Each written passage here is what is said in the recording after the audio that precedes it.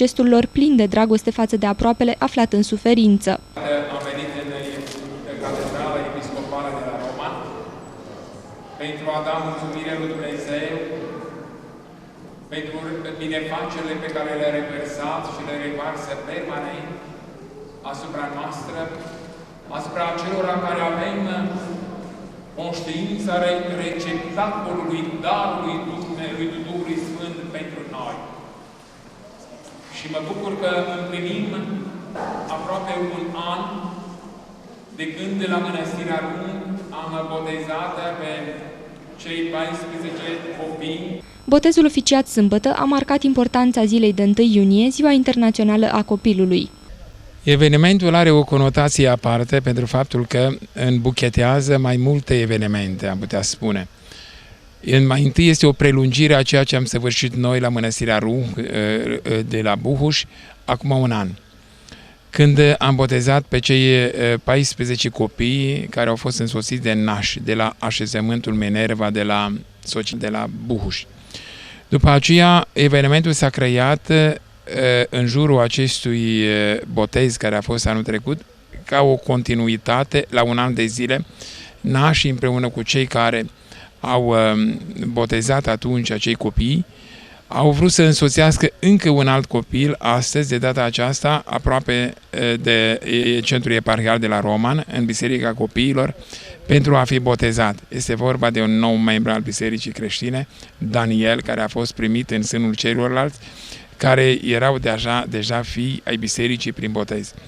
Evenimentul s-a petrecut într-un context anume. Anul acesta se împlinesc 600 de ani de existență neîntreruptă a Episcopiei Romanului.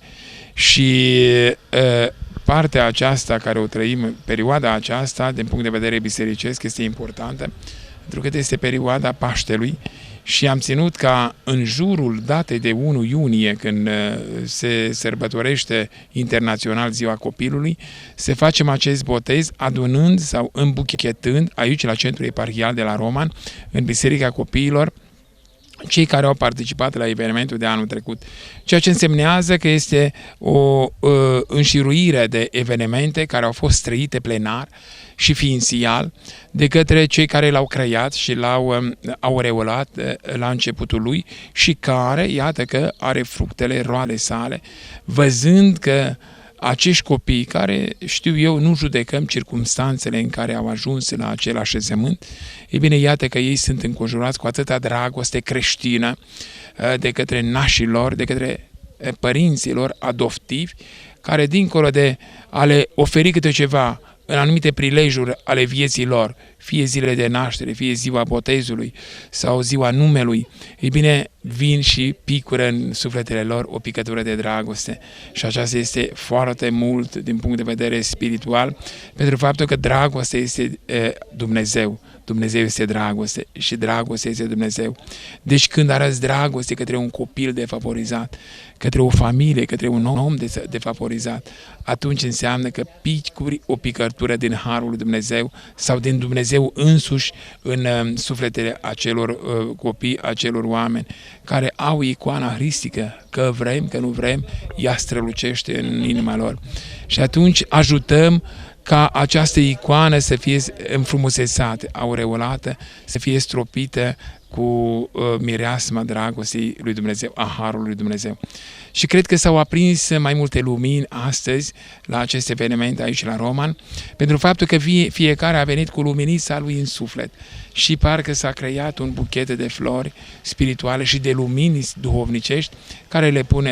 le punem cu recunoștință în fața lui Dumnezeu, care le-a binecuvântat și credem că El ne trimite înapoi, pentru faptul că El